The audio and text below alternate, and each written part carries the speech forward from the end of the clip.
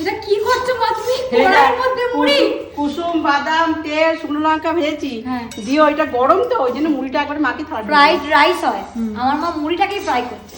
Gas বন্ধ আছে কিন্তু গ্যাস জ্বলছে না, কড়াইয়ে খাচ্ছে না জামবাটিতে খাচ্ছে।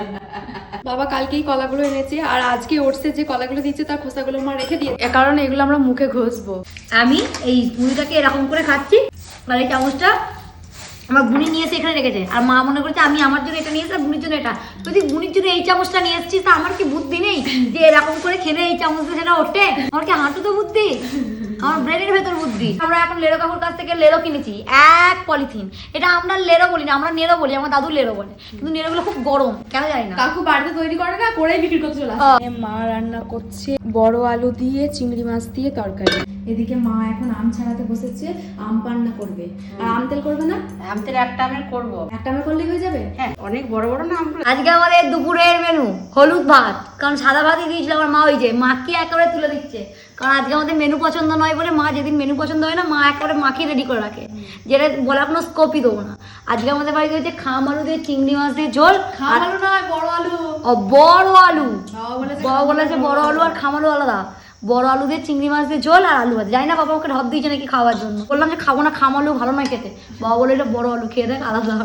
আগে যখন মা লাউ বা কুমড়ো রান্না করতো, কলেজ থেকে এসেছি মা ভাত মাখিয়ে দেয়, মাকে দেখতে একেবারে ফ্রিজ থেকে মাখিয়ে নিয়ে আসছে, তখনই বুঝতে পারতাম আজকে বাড়িতে নয় লাউ নয় কুমড়ো হয়েছে। ঝমঝমিয়ে বৃষ্টি পড়ছে।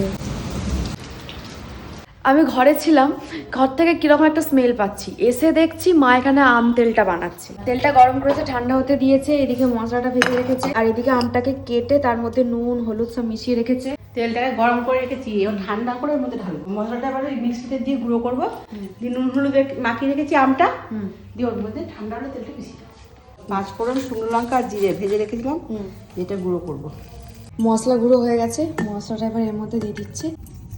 আম তেল দিয়ে মুড়ি খেতে আমার এত ভালো লাগে, কিচ্ছু দিতে হবে না, আমাকে চানাচুরও দিতে হবে না। আম তেল দিয়ে মুড়িটাকে মাখিয়ে তার মধ্যে হালকা একটু ছিপছিপে জল দিয়ে খেলে বলতে গিয়ে আমার জিভে জল চলে আসছে, এত ভালো লাগে। তেল ঠান্ডা হয়ে গেছে, মা এবার তেল ঢেলে দিচ্ছে। হয়ে গেল আমাদের আম তেল। কালকে আবার মুড়ি মাখা আর খা। রাতে মুড়ি খাওয়ার জন্য মা করবে আলু ভাজা। ছোট আলুগুলো ভাজবো। চল দিদি খাবি চল। দূর বাবু, মা এমন সময় রাখলো, আমি একটা মজার সিনে ছিলাম, মানে কষ্টের মধ্যেও যে এত স্ট্রংলি বিহেভ করা যায়, নিপাকে না দেখলে বুঝতেই পারতাম না। কেন তোকে না দেখলেও বসে যায় না, খেতে যাই। আজকে আমাদের রাতের মেনু আমার খুব প্রিয়, আমার বুনিরও খুব প্রিয়, আলু ভাজা মুড়ি।